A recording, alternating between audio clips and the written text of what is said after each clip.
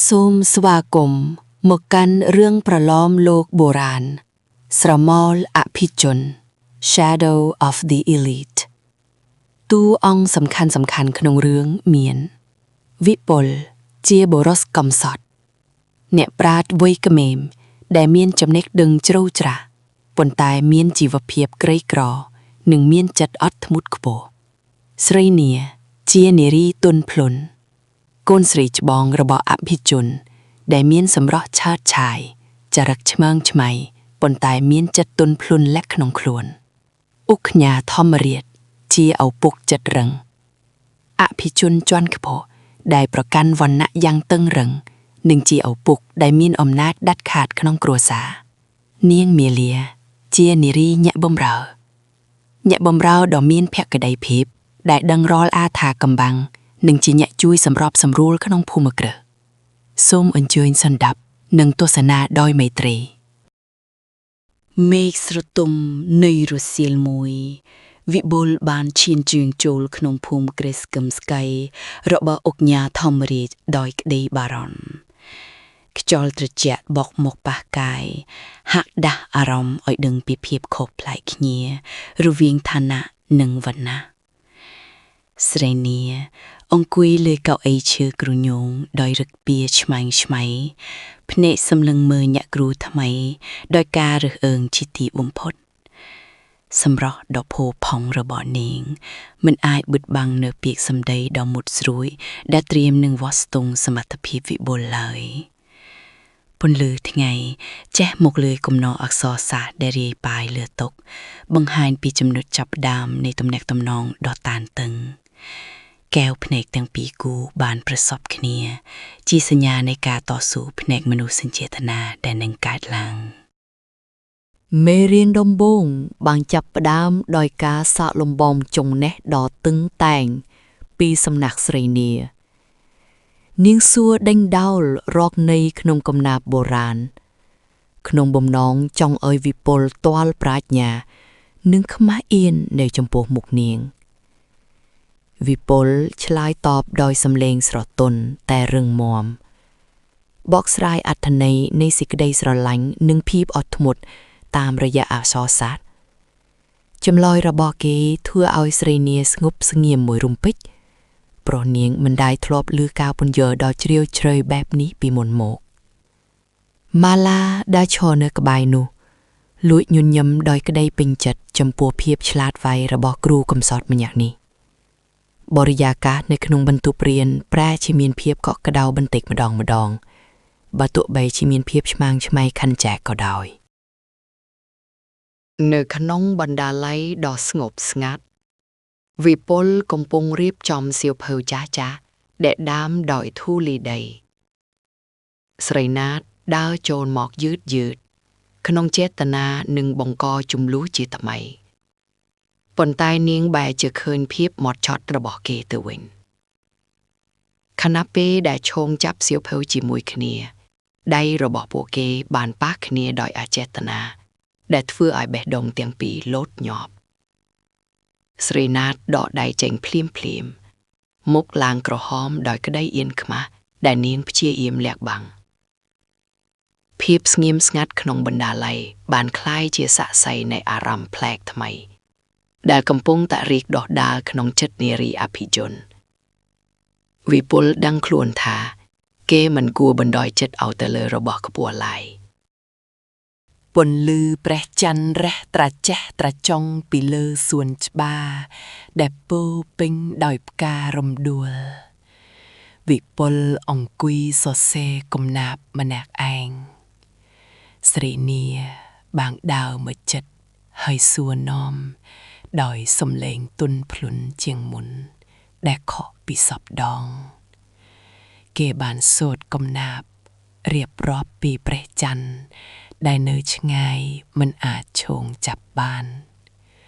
ប្រៀបដូចជាជីវិតអ្នកក្រដែលស្រមៃដល់ផ្កាខ្ពស់ស្រីនាស្ដាប់ដោយក្តីអាណិតអាសូរ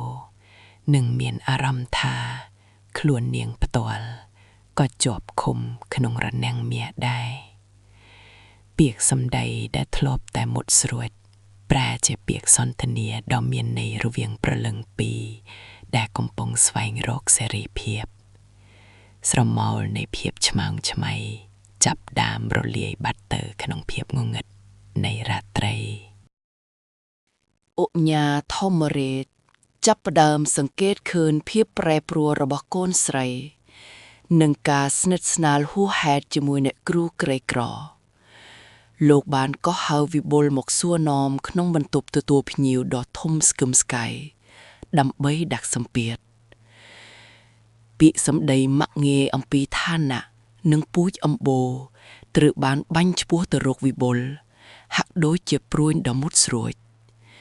វិបុលបានត្រឹមតែឱនក្បាលទទួលយកការប្រមាថព្រោះដឹងខ្លួនថាជាមនុស្សទាបទន់ស្រីណាដែលឈរស្ដាប់ពីក្រោយវាំងមុនមានអារម្មណ៍ឈឺចាប់ខ្លោចផ្សាចំពោះទង្វើរបស់ឪពុក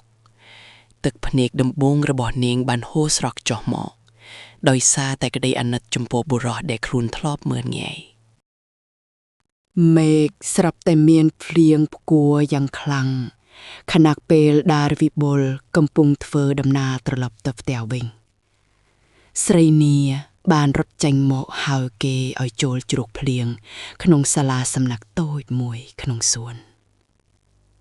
អាវដែលជោកជាមដែលទឹកភ្លៀងធ្វើឲ្យវិបុលញ័រញាក់ប៉ុន្តែចិត្តរបស់គេនៅតែរឹងមាំមិនហ៊ានក្បែរកាយនាងឡើយស្រីនីបានដោះកន្សែងសូត្ររបស់នាងដើម្បីជូតទឹកភ្លៀងលើមុខរបស់វិបុលដោយក្តីបារម្ភក្នុងគ្រានោះភាពខុសគ្នានៃវណ្ណៈហាក់ដូចជារលាយបាត់អស់សល់ត្រឹមតែមនុស្សពីរនាក់ដែលផ្ដល់ភាពកក់ក្ដៅឲ្យគ្នាភ្លៀងដែលធ្លាក់មកហាក់ដូចជាចង់លាងជម្រះនៅភាពរើសអើងដែលធ្លាប់មានពីមុនមកនៅក្នុងពិធីជប់លៀងដោះធំដុំមួយស្រីនីត្រូវឪពុកបង្ខំឲ្យរាំជាមួយកូនប្រុសរបស់មហាសេដ្ឋីម្នាក់ទៀតនាងធ្វើតាមទាំងបង្ខំចិត្តភ្នែកសម្លឹងរកមើលវិបុលដែលឈរនៅជ្រុងម្ខាងនៃសាលវិបុលមើលឃើញភាពស្រស់ស្អាតរបស់នាងក្នុងសម្លៀកបំពាក់អភិជនគេដឹងច្បាស់ថាខ្លួនឯងគ្រាន់តែជាស្រមោលប៉ុណ្ណោះទុកសោកបានចាក់ដោតក្នុងបេះដូងពេលឃើញនាងស្ថិតក្នុងរង្វង់ដៃអ្នកដទៃស្រីនីមានអារម្មណ៍ថប់ដង្ហើមក្នុងហ្វូងមនុស្សអភិជនដែលពូលពេញដោយភាពក្លែងក្លាយនាងចង់រត់ចេញពីទីនេះទៅរកភាពសាមញ្ញនិងភាពស្មោះត្រង់របស់វិបុលបានសម្រេចចិត្តសរសេរសម្បត្តិមួយច្បាប់ដើម្បីរៀបរាប់ពីអារម្មណ៍ពិតដែលគេមិនអាចនិយាយចេញមុខបានគេបានលាក់សម្បត្តិនោះក្នុងសៀវភៅកំណាព្យដែលស្រីនាថតែងតែអានជារៀងរាល់ថ្ងៃអត្ថន័យក្នុងសម្បត្តិគឺជាពាក្យលាគ្នានិងសេចក្តីស្នេហាដ៏បរិសុទ្ធដែលមិនសង្ឃឹមនឹងបានតបស្នងគេសម្រេចចិត្តថានឹងចាកចេញដើម្បីកុំឲ្យស្រីនីត្រូវខូចកិត្តិយសដោយសាររូបគេមេឡាបានឃើញសកម្មភាពនេះប៉ុន្តែនាងមិនបាននិយាយអ្វីឡើយព្រោះយល់ពីទុក្ខលំបាករបស់គ្រូកំសត់សម្បត្តិនោះប្រៀបដូចជាក្របបែកពេលវេលាដែលរងចាំថ្ងៃផ្ទុះឡើងស្រីណាបានរកឃើញសម្បត្តិនោះនៅពេលជ្រុះជ្រៅខណៈពេលដែលនាងកំពុងនឹកដល់វិបុលនាងអានចុះអានឡើងទាំងទឹកភ្នែកហូរជោកថ្ពាល់ព្រោះដឹងថាគេត្រៀមនឹងចាកចេញពីនាងទៅហើយសេចក្តីស្នេហានិងការឈឺចាប់បានវាយលុកក្នុងចិត្តរបស់នាងធ្វើឲ្យនាងមិនអាចដេកលក់បានឡើយនាងយល់ច្បាស់ថាឋានៈអភិជនរបស់នាងគឺជាទ្រង់មាសដែលឃុំឃាំងសេចក្តីសុខរបស់នាងបានអបសម្បត្តិនោះជាប់នឹងទ្រង់ប្រៀបដូចជាវត្ថុមានតម្លៃបំផុតក្នុងជីវិតរបស់នាងការសម្រេចចិត្តមួយដ៏ធំកំពុងតែកើតឡើងក្នុងចិត្តរបស់នារីដែលធ្លាប់តែឆ្មោងឆ្មៃម្នាក់នេះមីឡាបានលួចប្រាប់ស្រីនីថាអុកញ៉ាធម្មរាជកំពុងរៀបចំគម្រោងបណ្ដេញវិបុលចេញពីក្រុងតាមរយៈការចោទប្រកាន់ភូតផល ស្រីនាមានការតកស្លុតយ៉ាងខ្លាំងចំពោះភាពសាហាវយង់ខ្នងរបស់ឪពុកខ្លួននាងបានប្រឈមមុខជាមួយឪពុកនៅក្នុងបន្ទប់ធ្វើការដោយនិយាយការពារវិបុលដោយចិត្តដាច់ខាតជម្លោះរវាងឪពុកនិងកូនស្រីបានផ្ទុះឡើងយ៉ាងខ្លាំងក្លារហូតដល់ឧកញ៉ាលើកដៃទះកូនស្រីជាលើកដំបូងភាពឈឺចាប់លើផ្ទៃមុខមិនស្មើនឹងភាពឈឺចាប់ក្នុងបេះដូងដែលឃើញឪពុកមើលងាយសេចក្តីស្នេហាដ៏បរិសុទ្ធស្រីនាស្បត់ក្នុងចិត្តថានឹងមិនបណ្ដោយឲ្យវិបុលត្រូវរងគ្រោះម្នាក់ឯងឡើយកងការពាររបស់សិទ្ធិច័ន្ទបានឡោមពួតសុភ័ក្រនិងចាប់បុប្ផាទៅឃុំទុកក្នុងបន្ទប់ងងឹតម្នាក់ឯងសុភ័ក្រត្រូវបានវាយដំយ៉ាងព្រៃផ្សៃដើម្បីបង្ខំឲ្យគេប្រគល់ត្បូងទទឹមពណ៌ឈាមនោះមកវិញទោះបីជាមានការឈឺចាប់ខ្លាំងយ៉ាងណាក៏សុភ័ក្រមិនព្រមហើបមាត់ប្រាប់ពីកន្លែងលែកត្បូងឡើយបន្ទាប់ពីហេតុការណ៍នោះវិពុលត្រូវបានបង្ខំឲ្យចាកចេញពីភូមិគ្រឹះភ្លាមតាមបញ្ជារបស់ឧកញ៉ាស្រីនាបានលួចរត់មកជួបគេជាចុងក្រោយនៅមាត់ទឹកដែលពោពេញដោយអបត្រជាក់ពួកគេបានសម្លឹងមើលមុខគ្នាដោយគ្មានពាក្យសម្ដីប៉ុន្តែទឹកភ្នែកបាននិយាយជំនួសរាប់ម៉ឺនពាក្យវិពុលបានសុំឲ្យនាងរស់នៅដោយមានកិត្តិយសនិងបំភ្លេចគ្រូក្រីក្រម្នាក់នេះទៅចុះស្រីនាបានហោះជីនជៀនសាមញ្ញមួយវងដែលនាងលះទុកជាយូរមកហើយឲ្យទៅវិពុលនាងសន្យាថានឹងចាំគេជានិច្ចទោះបីជាត្រូវឆ្លងកាត់ឧបសគ្គអ្វីក៏ដោយនៃក្រុងពនាគារដ៏ត្រជាក់សុផតបាននឹកឃើញដល់ពាក្យសន្យាដែលធ្វើដល់ឲ្យបុប្ផានៅក្រោមពន្លឺព្រះច័ន្ទគេដឹងច្បាស់ថាប្រសិនបើគ្មានបុប្ផាទេត្បូងដ៏មានតម្លៃនេះក៏គ្មានន័យអ្វីសម្រាប់ជីវិតរបស់គេដែរគេសម្រេចចិត្តលះបង់អ្វីទាំងអស់ដើម្បីឲ្យបុប្ផាបានរស់រានមានជីវិតនិងមានសេរីភាពឡើងវិញនៅក្នុងភូមិគ្រឹះដ៏ស្ងប់ស្ងាត់ស្រីនាបានធ្លាក់ខ្លួនឈឺដោយសារតែក្តីនឹករលឹកនិងការបង្ខំទុករបស់ឪពុកនាងលែងនិយាយស្ដីលែងញញឹមនិងចំណាយពេលតែនៅក្នុងបណ្ណាល័យដែលធ្លាប់មានវិបុលមីឡាព្យាយាមលួងលោមនាងប៉ុន្តែគ្មានអ្វីអាចជាបារបួសក្នុងចិត្តរបស់នាងបានឡើយភាពអភិជនដែលនាងធ្លាប់មានមោទនភាព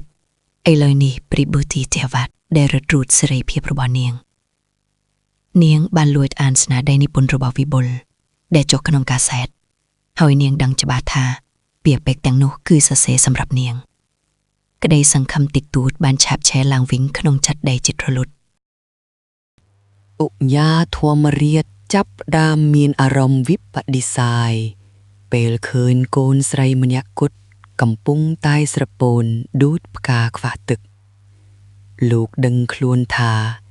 អំណាចនិងទ្រព្យសម្បត្តិមិនអាចទិញសេចក្តីសុខឲ្យកូនស្រីបានឡើយលោកបានអង្គុយជជែកជាមួយមីលាដើម្បីដឹងពីការពិតនៃមនោសញ្ចេតនារវាងវិពុលនិងស្រីនាមីលាបានរៀបរាប់ពីភាពស្មោះត្រង់និងការលះបង់របស់វិពុលដែលសុខចិត្តទទួលកំហុសជំនួសនាងការភ្ញាក់រលឹកបានចូលមកដល់ប៉ុន្តែមានញ៉ាក់ក្នុងចិត្តនៅតែរារាំងលោកមិនឲ្យបន្ទន់ខ្លួនភ្លាមឡើយលោកចាប់ផ្ដើមស្វែងរកដំណោះស្រាយដើម្បីស្ដារស្ថានភាពឡើងវិញស្រីនាបានសម្រេចចាត់រត់ចេញពីផ្ទះនៅពាក់កណ្ដាលអធ្រាត្រដើម្បីទៅរកវិបុលនៅស្រុកឆ្ងាយនាងមិនខ្វល់ពីឋានៈជាកូនអភិជនឬទ្រព្យសម្បត្តិដែលនាងធ្លាប់មានទៀតឡើយនាងត្រូវឆ្លងកាត់ផ្លូវដ៏លំបាកដែលនាងមិនធ្លាប់ស្គាល់ជួបប្រទះនឹងភាពត្រជាក់និងភាពភ័យខ្លាចប៉ុន្តែកម្លាំងនៃក្តីស្រឡាញ់បានធ្វើឲ្យនាងរឹងមាំនិងបន្តដំណើរទៅមុខដោយមិនរាថយមីឡាបានជួយសម្របសម្រួលឲ្យនាងចេញផុតពីភូមិគ្រឹះដោយការលះបង់សុវត្ថិភាពផ្ទាល់ខ្លួននេះគឺជាការបោះជំហានដំបូងឈ្មោះទៅរកសេរីភាពពិតប្រាកដនៅពេលដែលស្រីនាទៅដល់ភូមិតូចមួយដែលវិពុលរស់នៅ នាងបានឃើញគេកំពុងបង្រៀនក្មេងក្រីក្រនៅក្រោមដើមឈើរូបភាពនោះធ្វើឲ្យនាងមានអារម្មណ៍រំភើបញាប់ញ័រជាខ្លាំងវិពុលមើលទៅស្លេកស្លាំងប៉ុន្តែកែវភ្នែករបស់គេនៅតែភ្លឺថ្លាដោយចំណេះដឹងនិងក្តីមេត្តាគេមិននឹកស្មានថានារីខ្ពង់ខ្ពស់ដូចជាស្រីនានឹងសុខចិត្តមកកាន់ទីកន្លែងដាច់ស្រយាលបែបនេះឡើយនៅពេលដែលពួកគេបានជួបគ្នាជាថ្មីពិភពលោកទាំងមូលហាក់ដូចជាឈប់វេលមួយរំពេចគ្មានពាក្យសម្ដីអ្វីក្រៅពីការអោបគ្នាទាំងទឹកភ្នែកដែលបង្ហាញពីការបញ្ចប់នៃភាពឯកោទោះបីជាបានជួបគ្នាប៉ុន្តែសុភមង្គលរបស់ពួកគេត្រូវប្រឈមមុខនឹងការពិតនៃជីវិតក្រីក្រស្រីនាត្រូវរៀនរស់នៅដោយគ្មានអ្នកបម្រើនិងធ្វើការងារធ្ងន់ធ្ងរដែលនាងមិនធ្លាប់ធ្វើវិពុលមានការបារម្ភថានាងនឹងមិនអាចទ្រាំទ្រនឹងការលំបាកនេះបានយូរអង្វែងឡើយគេព្យាយាមបញ្ចុះបញ្ជូនឲ្យនាងត្រឡប់ទៅវិញប៉ុន្តែស្រីនានៅតែរឹងមាំមិនព្រមចាក់ចេញ